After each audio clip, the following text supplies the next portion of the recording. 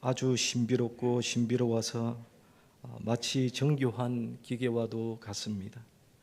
수많은 혈관들이 마치 강처럼 끊임없이 혈액을 운반하며 몸 전체에 생명의 에너지를 공급합니다. 하지만 나이가 들거나 흡연과 과도한 음주, 불규칙한 운동, 불균형한 식습관을 장기간 지속하게 되면 혈관 벽에는 지방이 쌓이고 굳어지는 동맥경화라는 그러한 질병이 찾아옵니다. 마치 강물을 가로막는 뚝과 같이 동맥경화는 혈관을 좁히고 피의 흐름을 방해하여 심각한 건강의 문제를 야기할 수도 있습니다. 실제로 혈액의 순환이 원활히 이루어지지 않으면 심장과 뇌, 신장 등 중요한 장기로 가는 혈관에 영향을 미치게 되어서 동맥경화와 같은 다양한 질병들을 유발하게 됩니다. 이처럼 우리 인간의 몸에 피가 잘 흐르지 못하면 몸이 건강할 수 없고 아프고 병이 생기게 됩니다. 그런데 이것은 우리의 몸에만 국한된 것은 아닌 것 같습니다. 우리가 몸담고 있는 조직 혹은 공동체도 역시 마찬가지입니다. 흐름이 막히고 소통이 막히면 공동체는 어려움에 빠질 수밖에 없고 점점 그 상황이 악화되다가 결국에는 망하게 됩니다. 가정의 경우를 한번 생각해 봅시다.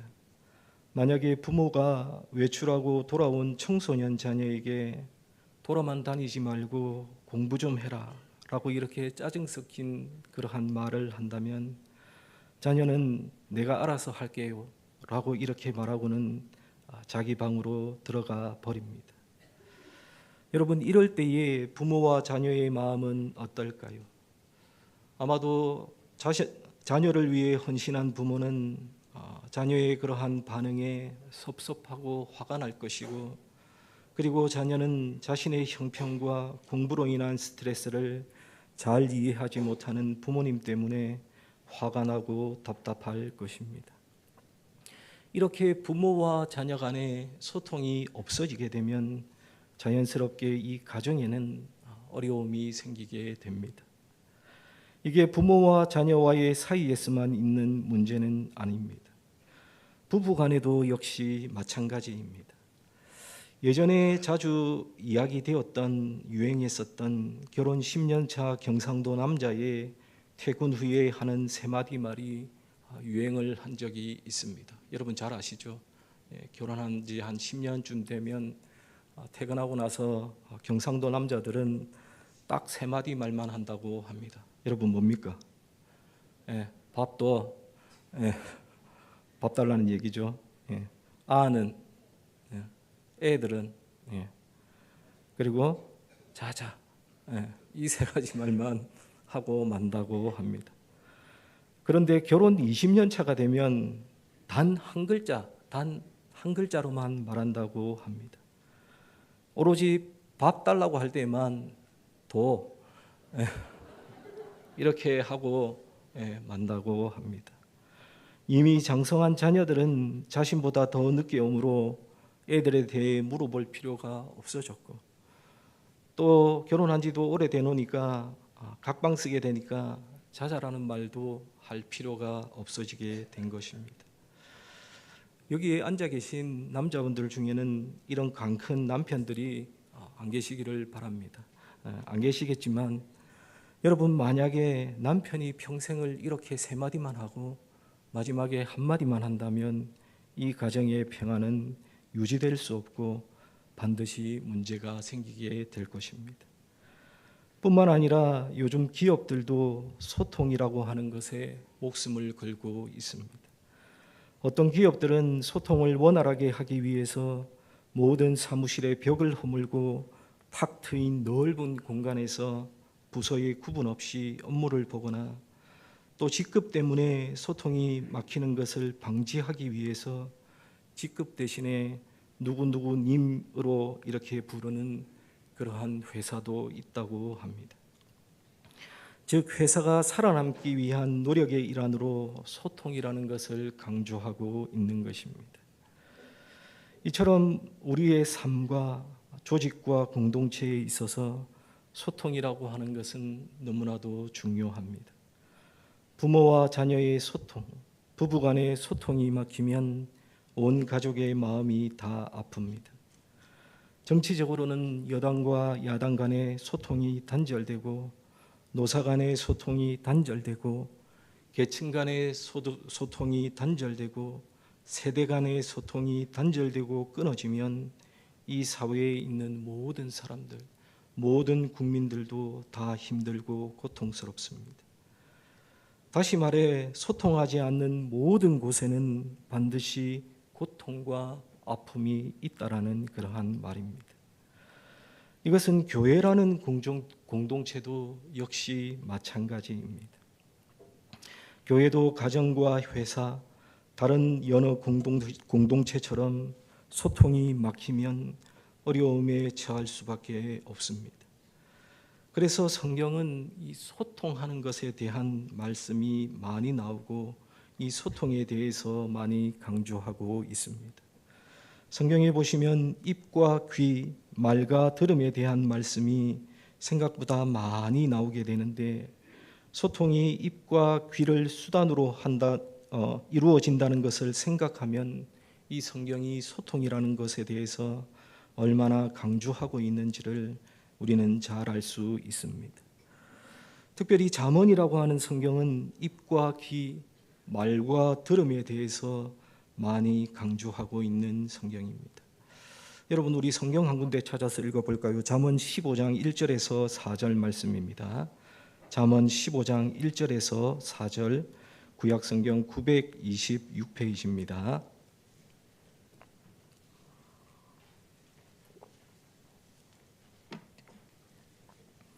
잠언 15장 1절에서 4절 말씀 구약성경 926페이지입니다. 잠언 15장 1절에서 4절 말씀을 우리 다 같이 한 목소리로 함께 읽도록 하겠습니다. 유순한 대답은 분노를 쉬게 하여도 과격한 말은 노를 격동하느니라. 지혜 있는 자의 혀는 지식을 선히 베풀고 미련한 자의 입은 미련한 것을 쏟느니라. 여호와의 눈은 어디서든지 악인과 선인을 감찰하시느니라. 온순한 혀는 곧 생명나무이지만 배역한 혀는 마음을 상하게 하느니라. 아비의 훈계를 업신여기는 자는 미련한 자요 경계를 받는 자는 슬기를 얻을 자니라. 아멘. 입과 귀, 말과 들음에 대한 잠언의 많은 말씀들 중에 한 군데를 찾아보았지만 잠언에 보시면 여러 군데에서 말과 들음에 대한 그러한 강조가 많이 나오는 것을 우리는 확인할 수 있습니다. 이는 말하는 것과 듣는 것이 잠언의 주제인 지혜의 매우 중요한 그러한 요소가 된다는 것을 우리에게 알려주는 것입니다. 말하자면 지혜는 곧 소통이라는 것, 이것이 바로 잠언에 나오는 주제 중에 하나입니다. 그래서 소통을 잘하는 사람이 성경이 말하는 지혜자의 모습이고 소통을 잘하는 교회가 성경이 말하는 지혜로운 교회라는 그러한 사실입니다. 그래서 제가 예전에 사역하며 섬겼던 교회의 담임 목사님이셨던 목사님은 통하지 않으면 통한다, 즉 소통하지 않으면 고통스럽다, 아프다라는 이러한 말씀을 많이 하시면서 소통의 지혜를 강조하시기도 했습니다. 여기서 우리는 한 가지 적응하며 생각해 보아야 합니다. 내가 내 자신이 가정과 직장과 또는 학교와 특별히 교회에서 소통을 잘하는 사람인지 아니면 소통하지 못하는 사람은 아닌지 여러분 이 시간 한번 생각해 보시기를 바랍니다. 앞에서 언급했듯이 잘 통하지 않으면 나도 아프고 남에게도 아픔을 주는 그러한 사람이 됩니다. 하지만 내가 잘 통하면 잘 통한 만큼 나와 우리 공동체에 행복이 찾아오게 됩니다. 그러므로 가정과 직장과 학교와 교회에서 이 소통하는 것, 통하는 것을 부단히 훈련하시는 우리 산문교회 성도님들이 다 되시기를 먼저 주님의 이름으로 간절히 축원합니다. 그렇다면 잘 통하는 교회 또는 지혜로운 소통자가 되려면 우리는 어떻게 해야 할까요? 첫째는 잘 들어야 합니다. 오늘 본문 19절 말씀을 보십시오. 19절. 우리 19절 말씀을 다 같이 한 목소리로 함께 읽도록 하겠습니다. 19절입니다. 내 사랑하는 형제들아, 말하기는 더디하며 성내기도 더디하라. 19절에 보시면 내 사랑하는 형제들아 너희가 알지니 사람마다 듣기는 속히 하고 라고 말씀하고 있습니다. 여기서 듣기를 속히 하라는 것의 1차적인 의미는 하나님의 말씀을 들을 때에 잘 경청해서 들으라는 그러한 의미입니다. 그런데 이 말씀의 의미를 넓혀서 적용해 보면 우리의 교회 공동체 안에서도 듣기를 잘 하라는 그러한 의미로도 우리가 사용할 수 있고 적용할 수 있을 것입니다. 그렇습니다, 여러분. 통하는 교회, 잘 소통하는 그러한 교회가 되기 위해서 우리는 먼저 잘 듣는 그러한 사람이 되어야 합니다. 여러분, 이 세상에서 혼자서 살아가는 사람은 아무도 없습니다. 아무리 내성적인 사람이라고 할지라도 우리는 공동체 가운데 속하여 살아갑니다. 공동체 가운데 있지 않으면 사람은 절대로 살아갈 수 없는 그러한 존재입니다. 그런데 우리를 살아가게 해주는 이 공동체 사회는 의사소통에 의해서 그 운명이 좌우됩니다. 우리가 서로에게 말하고 서로의 말에 귀를 기울일 때만 우리들의 관계가 발전하고 성숙할 수 있습니다. 반면에 우리가 서로에게 우리의 귀 기울이는 일을 중단하게 될 때에 그 모든 관계는 단절되어 버립니다. 그래서 제가 서두에서 언급했듯이 요즘 한국 사회나 조직 사회에서 가장 중요하게 여기는 것들 중에 하나가 바로 이 소통이라고 하는 것입니다. 요즘 보통 회사나 학교에서 하는 일들이 대부분 혼자서 이렇게 열심히 하는 그러한 일들이 아니라 협력해서 하는 협업이라는 것이 기반이고, 그래서 원활한 의사소통이 일의 승패를 좌우하게 됩니다.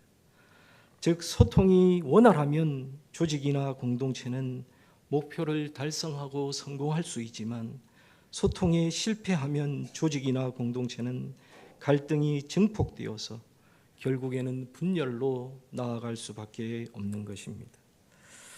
제가 예전에 한번 이 이야기를 언급한 적이 있는지 모르겠지만, 제가 미국에서 공부하고 있을 때에 먼저 공부를 마치고 들어가셔서 신학교에서 가르치고 계시던 교수님 한 분이 있었고, 이 교수님으로부터 제가 이메일을 하나 받은 적이 있었습니다.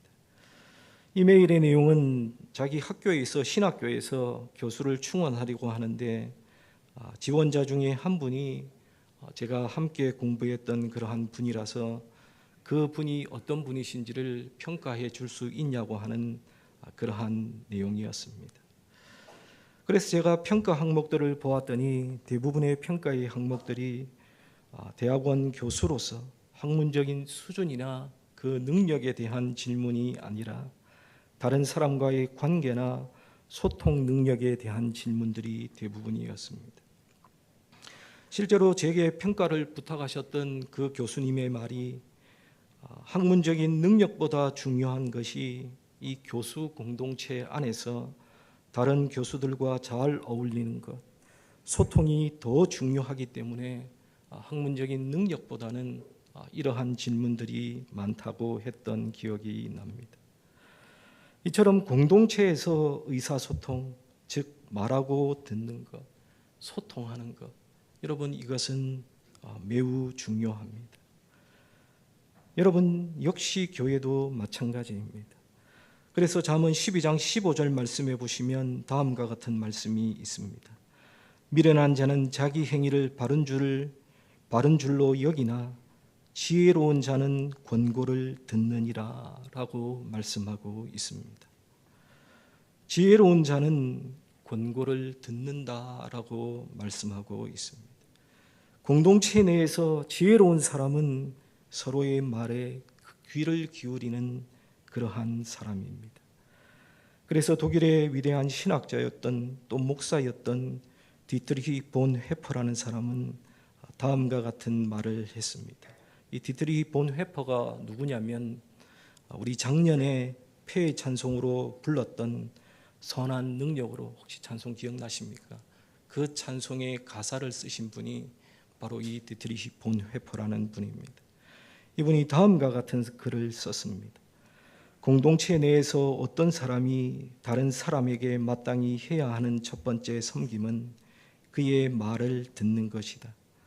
하나님에 대한 사랑이 그분의 말씀을 듣는 것에서 시작하는 것과 마찬가지로 형제 사랑의 시작은 그들의 말을 듣는 법을 배우는 것에서 시작한다. 하나님께서 우리에게 그분의 말씀만 주신 것이 아니라 그분의 귀도 주신 것은 바로 하나님의 사랑이다. 그러므로 우리가 형제에게 귀를 기울이는 법을 배워서 그를 유익하게 하는 것은 바로 그분의 일이다라고 말했습니다.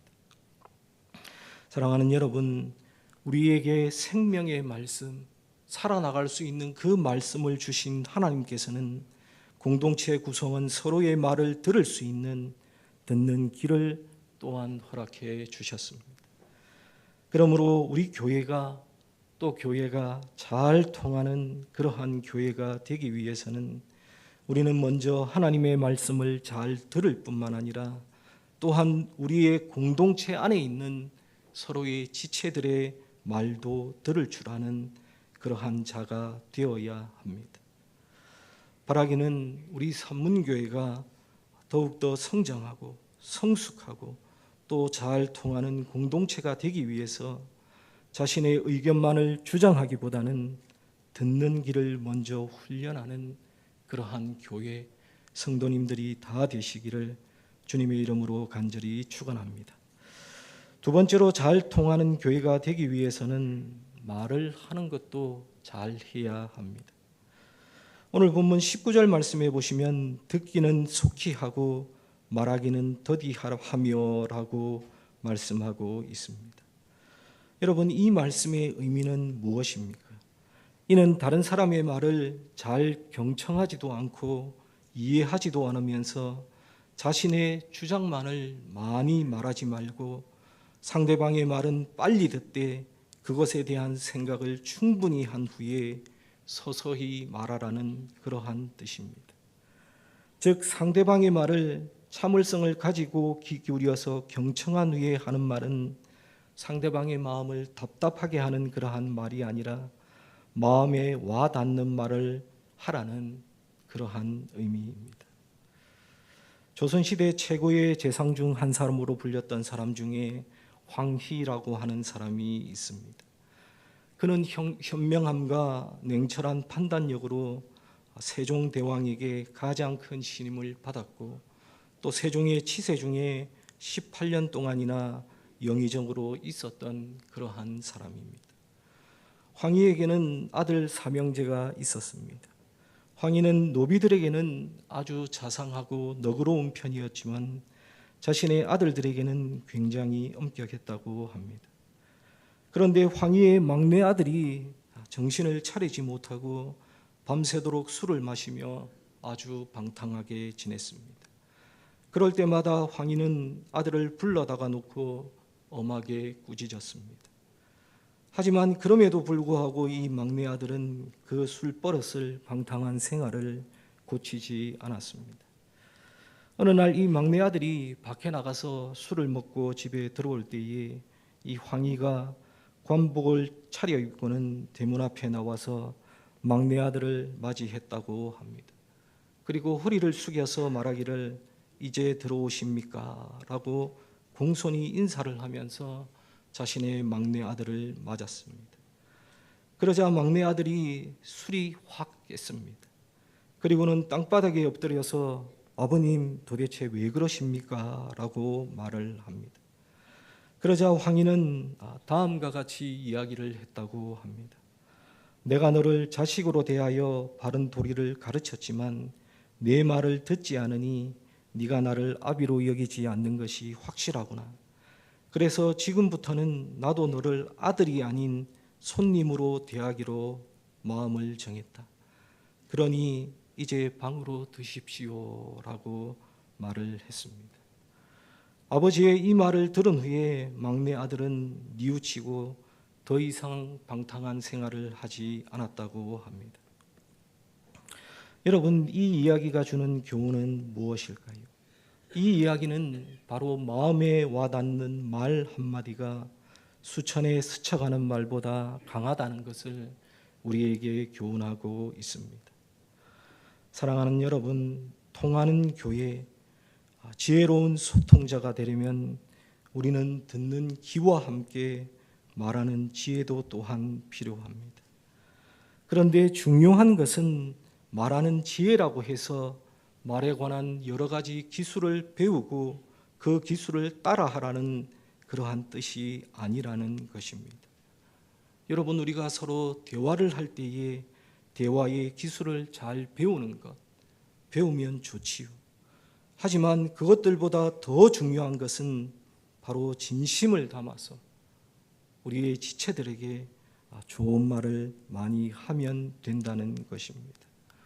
여러분, 다양한 대화의 기술이 아닌 진심을 담은 이 좋은 말들은 좋은 소통을 만들어내고 그 좋은 소통은 우리 공동체를 부유하게 하는 그러한 말들입니다. 예를 들면 고맙습니다, 미안합니다, 감사합니다, 사랑합니다, 축복합니다. 여러분, 이런 말들만 잘해도 우리 공동체 안은, 우리 교회는 잘 통할 수 있다는 그러한 말입니다. 여러분, 이런 말들, 상대방의 마음에 와닿는 이러한 말들, 여러분 얼마나 많이 사용을 하십니까? 고맙습니다, 미안합니다, 감사합니다, 사랑합니다, 축복합니다. 여러분, 절대로 어려운 말들이 아니고 하기 힘든 그러한 말들이 아닙니다. 우리가 쉽게 할 수 있는 그러한 말들입니다. 이런 아무렇지도 않지만 간단하지만 상대방의 마음에 와닿는 이러한 말들을 우리가 이 공동체 안에서 자주 사용한다면 우리 교회는 잘 통하는 그러한 교회가 될 줄로 믿습니다. 여러분, 우리 실습 한번 해봅시다. 저 이런 거 원래 잘 안 좋아하는데요. 막 이렇게 시키고 이런 거 별로 잘 안 좋아하지만 우리 한번 이 이야기 해봅시다. 다 함께 한번 좀 옆 사람 보면서 해봤으면 좋겠습니다. 고맙습니다, 미안합니다, 감사합니다, 사랑합니다, 축복합니다, 격려합니다. 이런 말들 여러분 좀 먼저 부부간에 좀 자주 사용하시고요.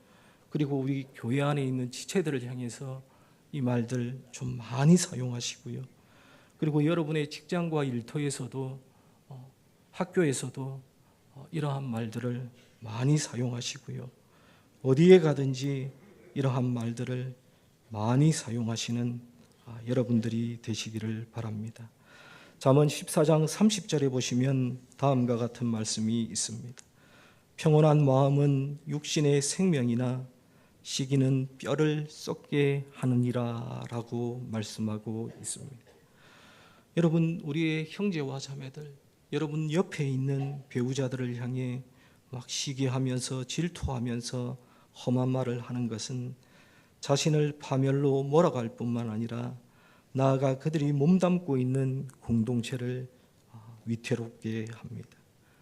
그렇기 때문에 상대방을 비난하고 막 경멸하고 쪽주고 비판하는 그러한 말들 하시지 마시고요. 축복의 말들, 사랑의 말들, 격려의 말들을 여러분 더 많이 하시는 그러한 여러분들이 다 되시기를 주님의 이름으로 축원합니다. 세 번째로는 잘 통하는 교회가 되기 위해서 성내기를 더디해야 합니다. 오늘 본문 19절과 20절 말씀, 우리 전체 말씀을 또 다시 한번 읽읍시다. 19절과 20절입니다. 내 사랑하는 형제들아,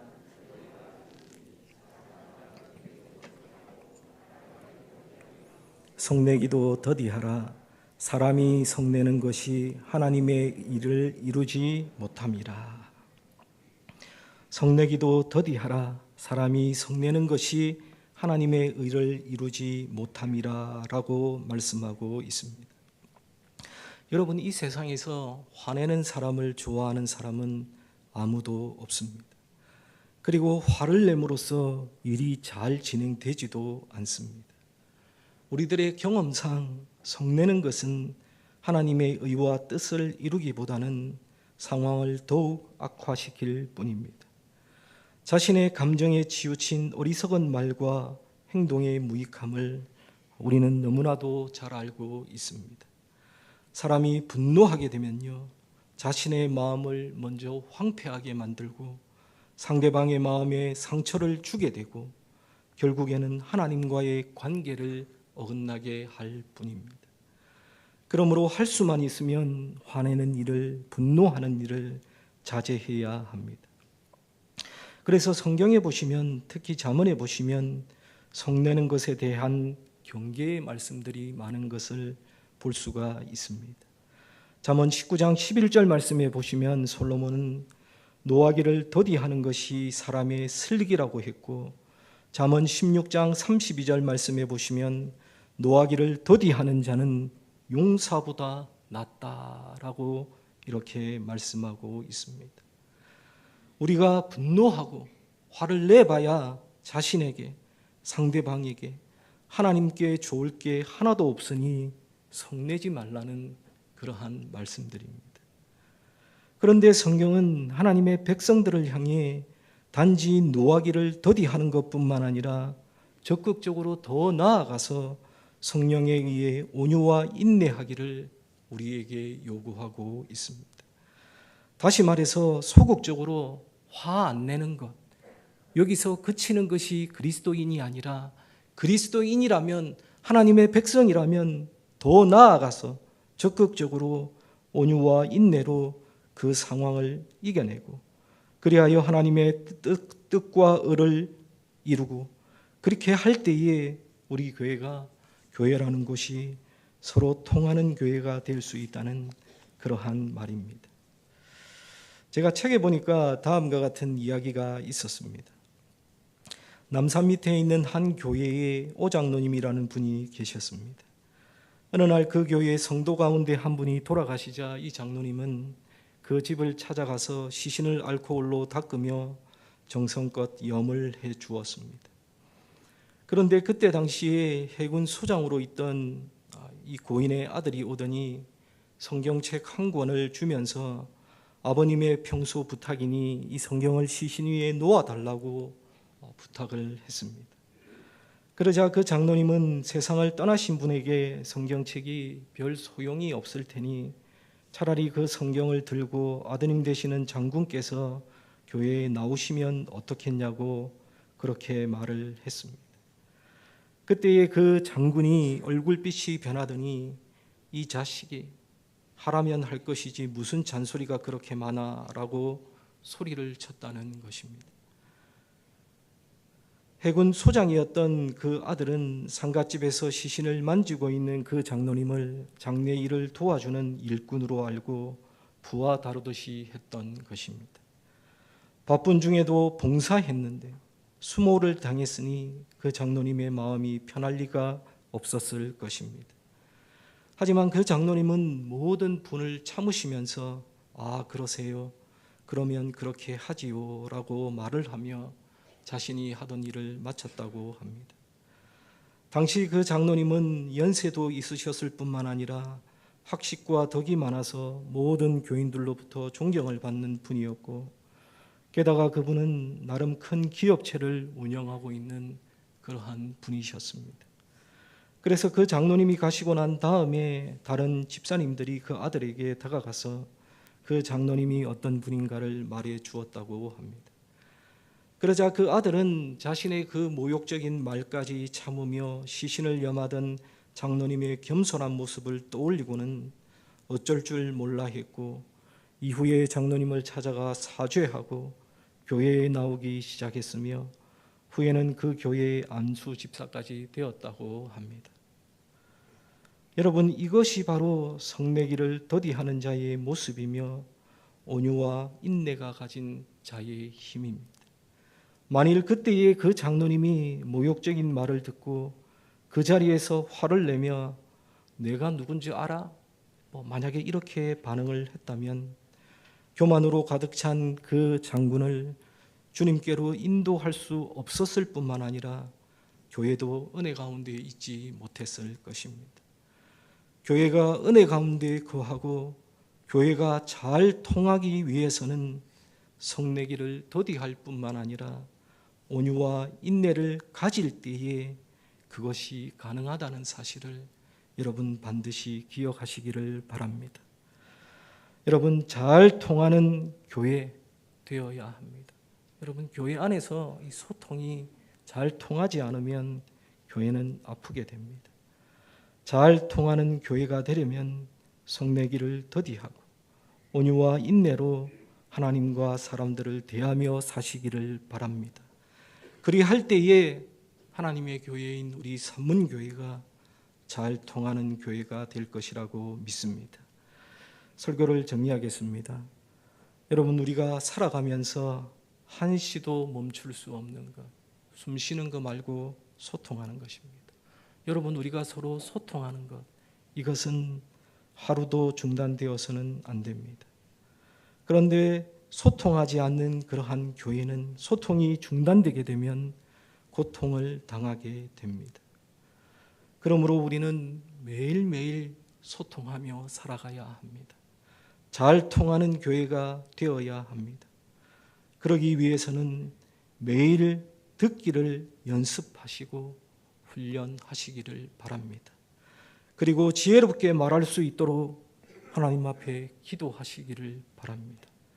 그리고 성내는 대신에 온유와 인내로 살아가시는 우리 산문교회가 되시기를 바랍니다.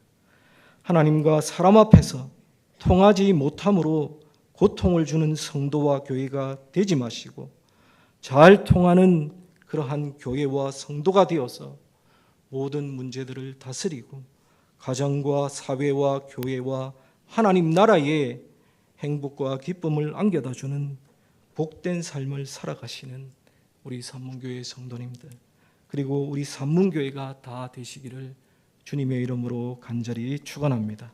우리 다 함께 기도하겠습니다.